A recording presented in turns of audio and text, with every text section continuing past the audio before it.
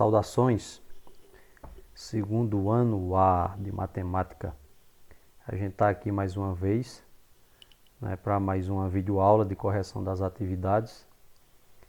Mais uma semana se passa e ficam as ansiedades, né, as expectativas para que a gente retorne. A gente sabe que é uma semana a menos que vai ter que aguardar para o retorno às aulas presenciais. Não sabemos de que forma exatamente, mas enquanto isso não chega, vamos continuar com a nossa forma de trabalho, que é esse ensino remoto, né? Esse ensino virtual de forma online. E, na medida do possível, ao que está ao nosso alcance, a gente procura fazer da melhor forma possível, sabendo que nada substitui o contato e a nossa aula dentro da sala de aula, o nosso contato presencial mesmo, né? Mas como por enquanto não está sendo ainda possível, vamos procurar, da forma como a gente tem acesso, trabalhar para que o aprendizado não seja tão sacrificado. Procurar formas simples, objetivas e compreensivas para que vocês possam, na medida do possível, estar assimilando aquilo que a gente está transmitindo, está debatendo e explicando, de acordo com as nossas possibilidades, como eu já disse. Tá bom, pessoal? Então, eu quero saudar a todos mais uma vez e apresentar para vocês o nosso conteúdo, né? Desde que tinha começado virtualmente, a gente estava trabalhando naquela parte de trigonometria, que era uma parte, na minha opinião, das partes mais complexas que tinha, né? E a gente trabalhou, antecipou, fez uma troca de posição, porque aquela parte de trigonometria era parte relacionada ao terceiro bimestre. A gente puxou o terceiro bimestre, antecipou ele, assim, os conteúdos no caso, né? E com a expectativa daquilo que a gente tinha parado no primeiro bimestre, a gente continuasse e concluísse quando estivesse voltando. A gente estava finalizando a parte de matriz, né, para entrar em determinantes, e estava já fechando aquela parte, mas infelizmente tivemos que fazer a parada presencial, né? E agora a gente também está fazendo isso. Esse conteúdo que a gente está iniciando é um conteúdo que estava lá para o quarto bimestre.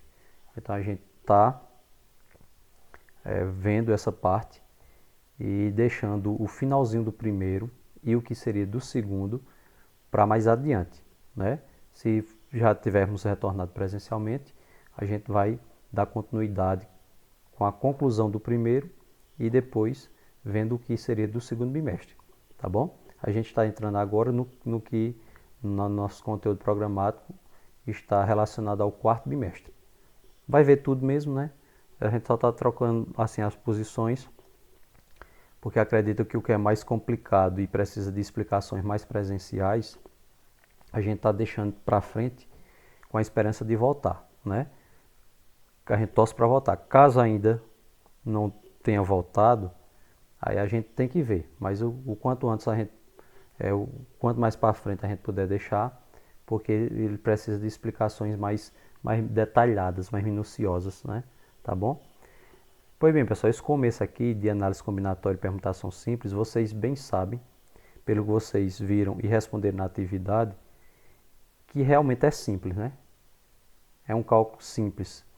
Porque veja só, lá eu estou sempre direcionando os vídeos para que vocês acompanhem e a gente coloca essas atividades baseadas no vídeo que vocês assistem.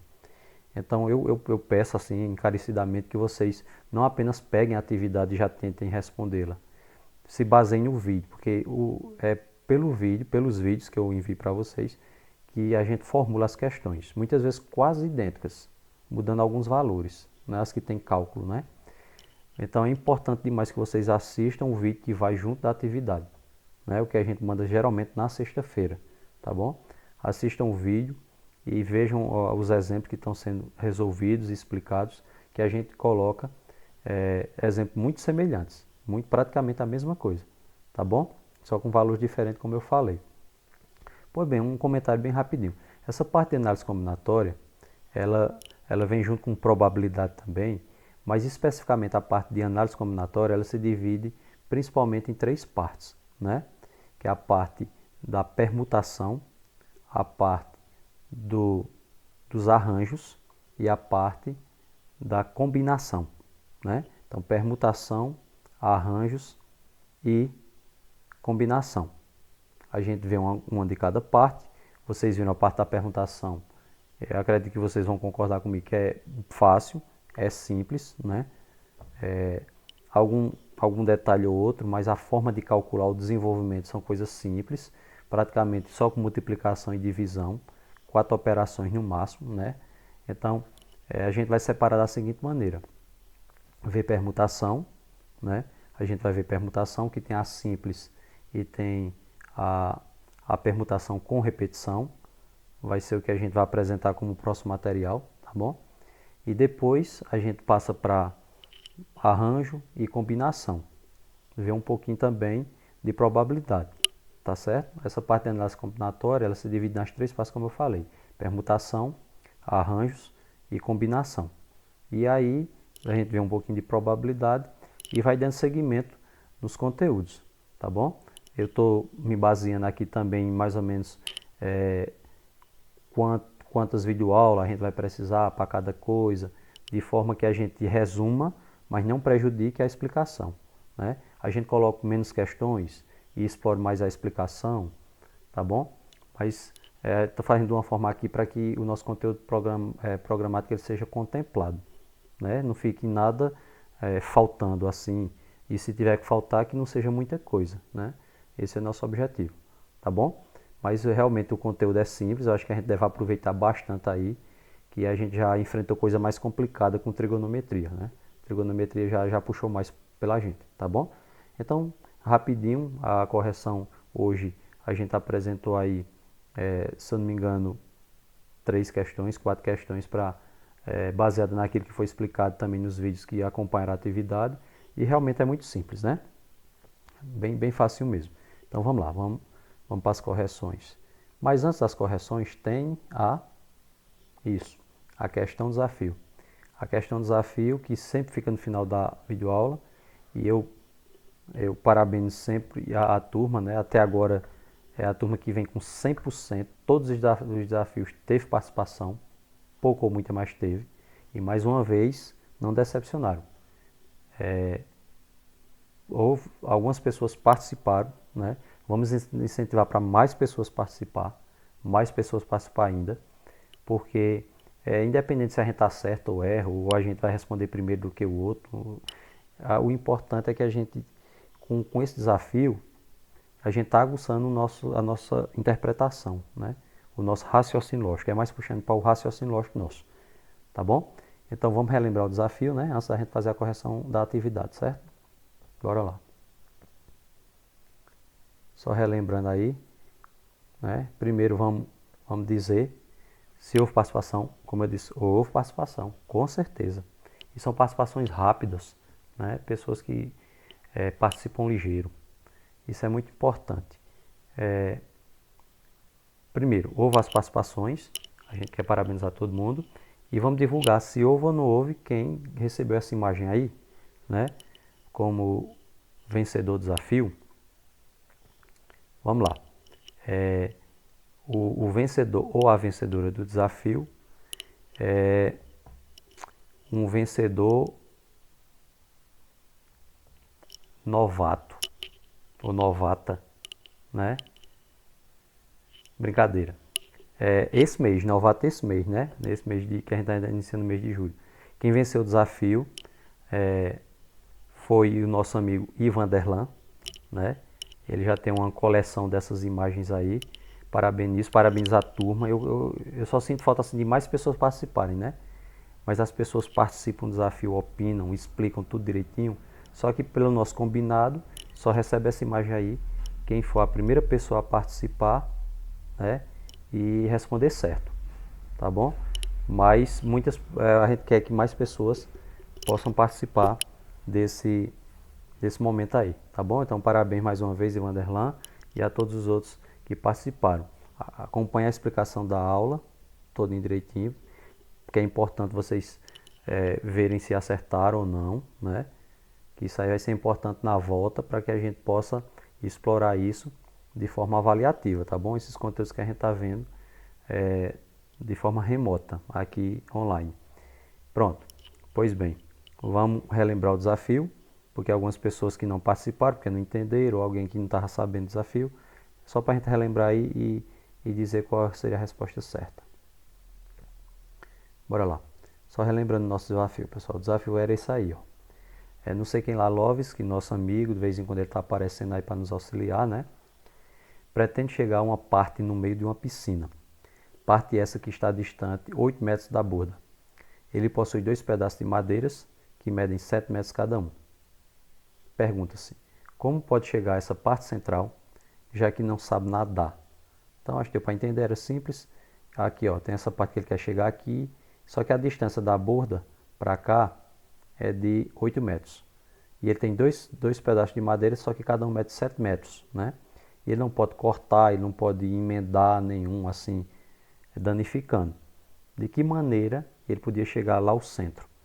Aí tem um desenho aqui mostrando como seria a resposta certa.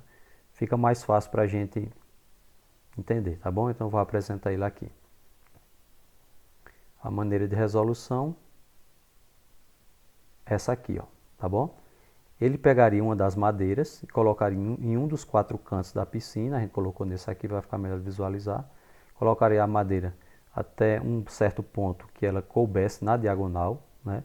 Não pode colocar muito no comecinho aqui, porque no outro não vai chegar. Então coloca mais para frente o quanto der, né? Então colocam aqui na diagonal um pedaço e o outro pedaço fica aqui no sentido em linha reta para chegar lá ao centro, tá bom? Então era relativamente simples essa questão do desafio, ok? Vamos aguardar a explicação da atividade, passo a passo, a correção, tudo direitinho com a explicação. E no final, o desafio dessa semana, tá bom? Para que vocês participarem o quanto antes. E tem a dica aí de quem se inscreve no canal, recebe as informações assim que são postadas, né? Tá bom? Então bora lá. Vamos agora para a correção da nossa atividade, com as questões de permutação simples, que faz parte da análise combinatória. Realmente muito fácil, né? Tem uma questão aqui aberta, que é para dizer, até baseado no vídeo mesmo, que o professor comentou lá, o que se entende por permutação simples. Bem, a palavra permutar significa, se você for no dicionário, ele vai ter algumas definições, né? Mas significa trocar de posição, né? O professor diz até na videoaula que é como se fosse uma fila de valores, uma fila de letras, uma fila de elementos, né? Que compõem um determinado conjunto. Então, permutar significa fazer troca de posição. E simples, porque a gente vai ver na próxima aula que há um outro tipo de permutação, que é a permutação que ela vai falar com repetição. A gente está trabalhando permutação com elementos não repetidos. Aí ela é chamada de permutação simples, tá bom? Então, permutação seria a troca de posição de elementos de um determinado conjunto, tá bom? Bora lá. Segunda questão. Determine o número de permutações simples de um conjunto com. Ou seja, permutações simples já está dizendo que não vai ter repetição. Você tem um conjunto de 5 elementos, né? E esses 5 elementos são elementos distintos. Quantas permutações, ou seja, de quantas maneiras eu posso organizar esses elementos numa fila, né? Como é que eles podem ficar organizados? Então, bora lá. Tem uma formulazinha para permutação simples que diz aqui, pessoal, N, e tem essa exclamaçãozinha aqui, né? Só que essa exclamação na matemática chama-se fatorial. Esse símbolozinho aqui, ó, da exclamação chama-se fatorial. E o que é que ele representa, né? E o que é que ele significa? Ele significa uma multiplicação decrescente a partir do valor da quantidade de elementos até chegar em 1. Por exemplo, nesse aqui são 5 elementos, aí a gente tem n fatorial. No caso, o n é o 5, né? Que é a quantidade de elementos do conjunto. Então, a gente tem 5 fatorial. Ou seja, eu vou multiplicar 5 por valores automaticamente anteriores a ele até chegar em 1. Tá bom? Ou seja, 5 vezes 4 vezes 3 vezes 2 vezes 1. todo fatorial vai ser feito dessa forma. A gente vai pegar esse valor, vai multiplicando pelo valor anterior a ele até chegar em 1. Só multiplicações. Quando multiplicar tudo, você vai ter o resultado, que é justamente o número de permutações, tá bom? Então, fazendo aqui, ó, 5 vezes 4 vezes 3 vezes 2 vezes 1 vai dar 120, né? 5 vezes 4, 20. 20 vezes 3, 60. 60 vezes 2, 120. 120 vezes 1, 120. Então, eu tenho 120 maneiras diferentes de organizar elementos. Se um conjunto com 5 elementos tem 120 maneiras diferentes de organizar esse elemento, de trocar a posição deles, tá bom? 4 elementos, mesma coisa, n fatorial. Então, como são 4 elementos, o n vai ser 4. 4 fatorial, como eu falei, é a multiplicação diminuindo o valor até chegar em 1. Então, você tem 4 vezes 3 vezes 2 vezes 1. 4 vezes 3, 12. 12 vezes 2, 24. 24 vezes 1, 24. Ok? Tranquilo, né? Terceira questão. Quantos são os anagramas da palavra estudo? Quando vem com números, valores, quantidade de elementos, então você utiliza fatorial da forma como a gente explicou. Às vezes ele pede para que você organize também palavras. Essas palavras podem ter sentido ou não, tá bom? É só uma questão de organização das letras que formam essa palavra. E aqui, como é simples, não vai ter repetição. Estudo. Então, o que é que você faz? Como não tem repetição de letra, é só você contar quantas letras tem. Só isso. Estudo tem 6 letras, né? Então, como são 6 letras, eu vou fazer o fatorial de 6. São elementos também, só que aí são letras. Mas faz da mesma forma. N fatorial. São 6 letras, 6 fatorial. E o mesmo procedimento, baixando até chegar em 1. 6 vezes 5 vezes 4 vezes 3 vezes 2 vezes 1. Não é isso? 6 vezes 5, 30. 30 vezes 4, 120. 120 vezes 3, 360. 360 vezes 2, 720. 720 vezes 1, 720. Então, a palavra estudo, se eu trocar a posição das letras, eu tenho 720 maneiras diferentes de organizar a posição dessas letras aí, né? Não tem quem diga, né? Essa quantidade todinha para trocar a posição dessas letras aí. É impressionante, né? Mas é isso mesmo, tá bom? Até porque essas formas existem para facilitar a nossa vida. Já pensou a gente organizando aqui, de uma por uma, para chegar em 720 palavras diferentes, né? Com essas letras de estudo. Então a fórmula está aí justamente para facilitar a nossa vida, para calcular de uma maneira mais objetiva, tá bom? Então a gente vai passar agora para a última questão, né? No caso, a gente tem aí a última, né? Até a quarta questão mesmo. Ó, pessoal, baseado num exemplo que foi dado lá na videoaula que vocês assistiram, acompanhando a atividade, a gente criou outra aqui também. Considere a palavra soneca. A palavra é soneca. E calcule. Tá bom? Aí ele vai perguntar várias coisas aqui. São 5 questionamentos, né? Cada um com critério. Primeiro, o mais amplo, né? Todos os seus anagramas. Então, quer saber todos os anagramas sem nenhuma exigência? É só você contar quantas letras tem. Todas as letras diferentes. 6 letras. 6 elementos, né? Então, você vai ter 6 elementos, 6 fatorial. Igual a gente fez agora anteriormente na questão 3, né? 6 fatorial, 6 vezes 5 vezes 4, aquela mesma história. Multiplicando, a gente viu que dá 720. Então, os anagramas da palavra soneca, todos eles, 720. Multiplicou, tudo bem. Letra B já começa a ter uma certa exigência. Aí a gente tem que estar mais ligado nessa parte aí, que ele vai ter alguns critérios que estabelece. Tá bom? A letra é no geral, né? Então você faz tudo, 6 fatorial.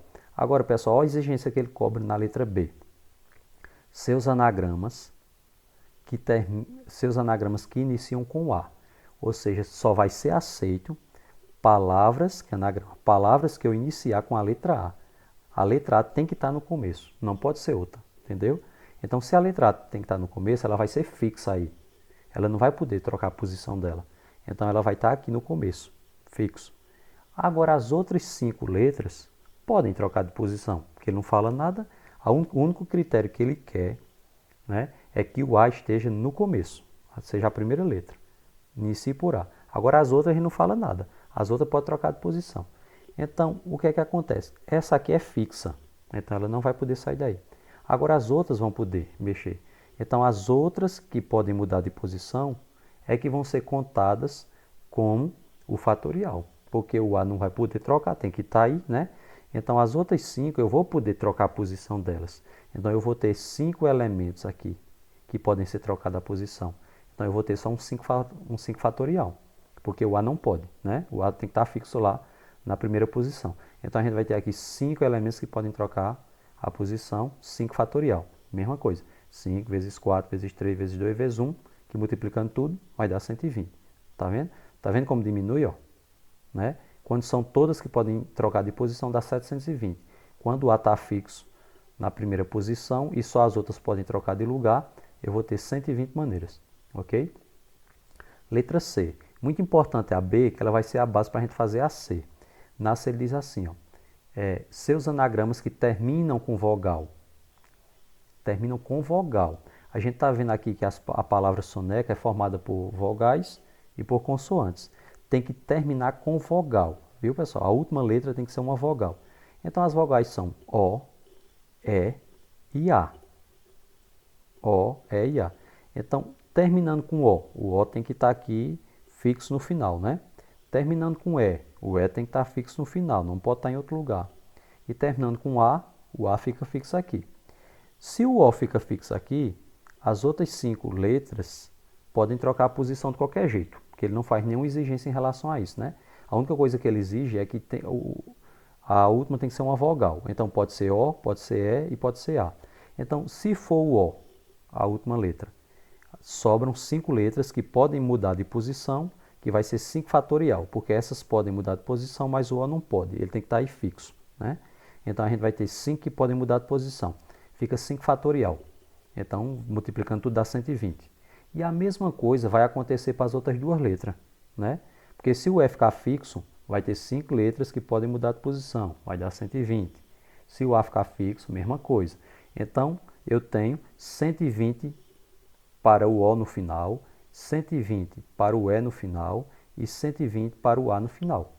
Juntando tudo, 360, né? 120 para cada um, quando eu somo tudo, né? Ou 120 vezes 3, vai dar 360, tá bom? Então, terminando com vogal, eu tenho 360 possibilidades diferentes de organizar a palavra soneca, desde que termine com uma vogal, ou O, ou E, ou A, tá bom?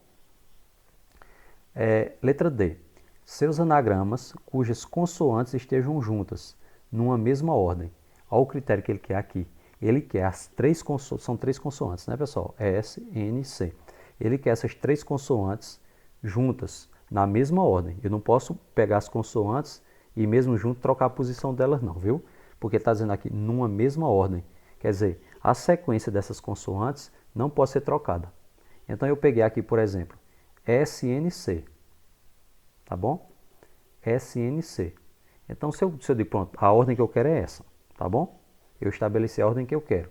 A mesma ordem, não posso mudar a ordem das consoantes. Então a que eu escolhi foi SNC. Se SNC tem que ficar nessa posição, né? SNC tem que ficar nessa posição aí. Sobram mais 3 que são as vogais. Sobram mais 3 letras. Essas 3 não tem critério nenhum, elas podem estar em qualquer posição, né? Então, elas podem estar em qualquer posição, até aí tudo bem. Agora veja só que interessante. SNC, como não pode mudar a posição delas, elas funcionam como se fosse 3 em 1. Elas 3 vão funcionar por como fosse uma letra, um elemento. SNC pode estar aqui no primeiro lugar, elas podem estar no segundo lugar, elas podem estar no terceiro lugar e elas podem vir para o quarto lugar, né? Então, SNC pode estar aqui na primeira posição, eu posso colocar na segunda posição e o quadrinho vir para cá, colocar ela na terceira ou na quarta.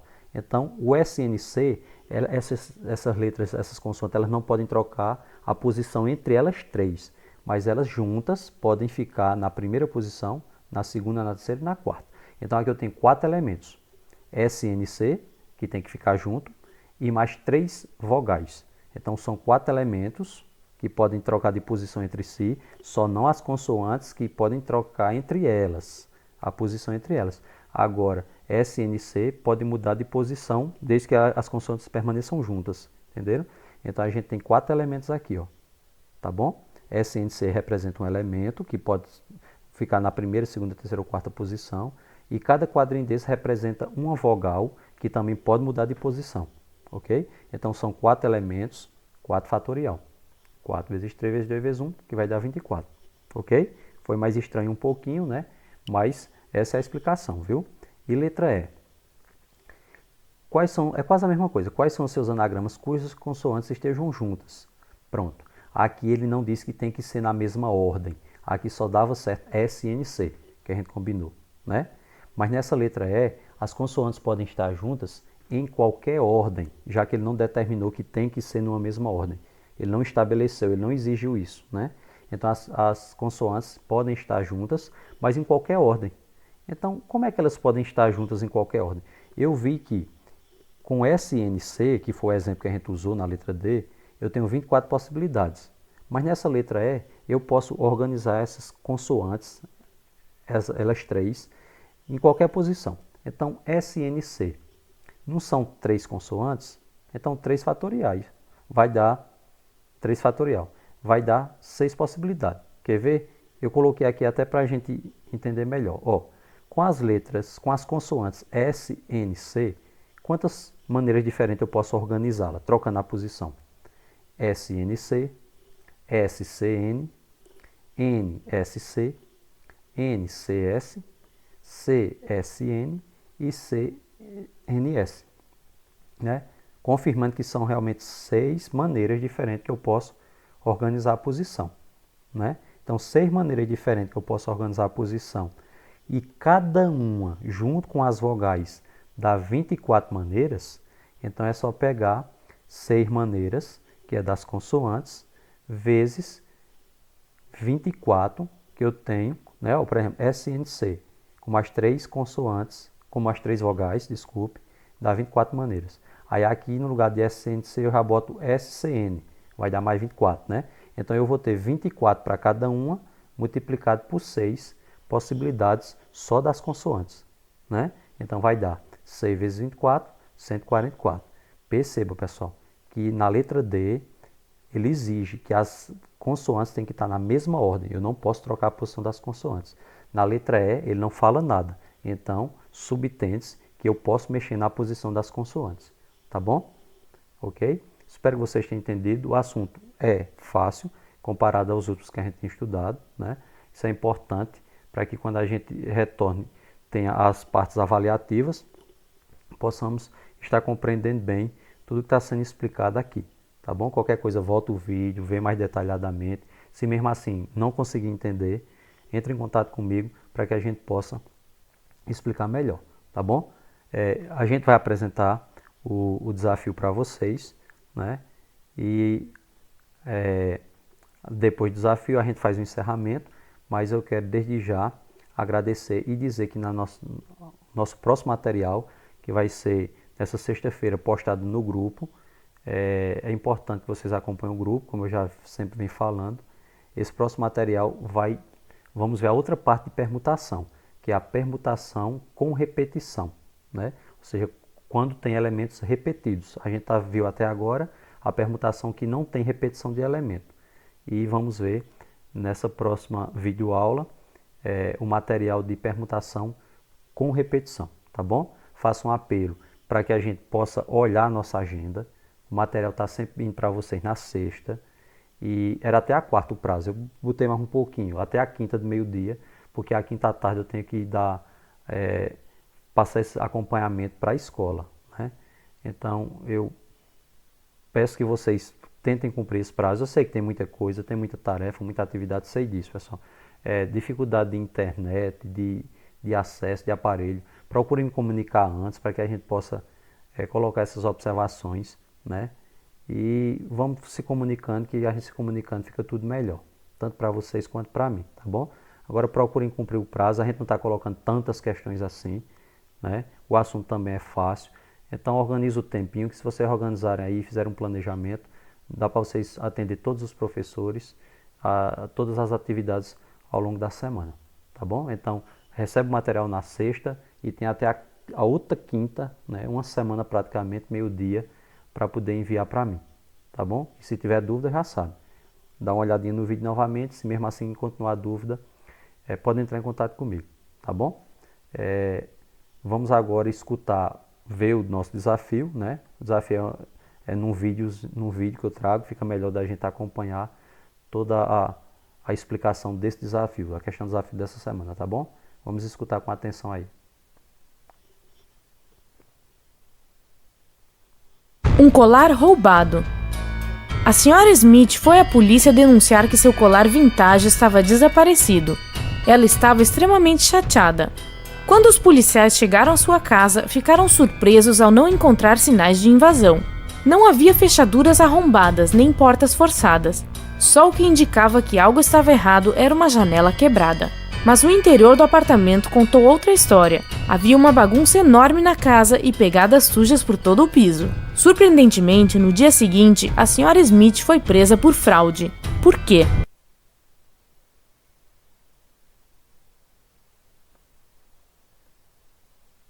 Eu acho que ficou compreensível, né, pessoal?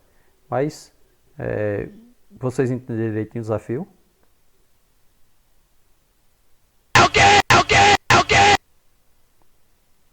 Pois bem, a fraude que ele diz assim, que teve tudo isso, ela denunciou e tudo, né, que tinha alguém tinha invadido a casa, tinha roubado e tudo, desaparecido alguma coisa dela, mas isso foi tudo uma armação dela, né? E como é que a polícia, ao investigar tudo isso, esse cenário, o depoimento dela, como é que a polícia chegou a essa conclusão que tinha sido não alguém que tinha invadido a casa e roubado e danificado as coisas, mas tinha sido tudo uma armação dela própria, entenderam? Pronto, espero que vocês tenham compreendido e fiquem com Deus, a gente se encontra na próxima aula, viu? Abraço!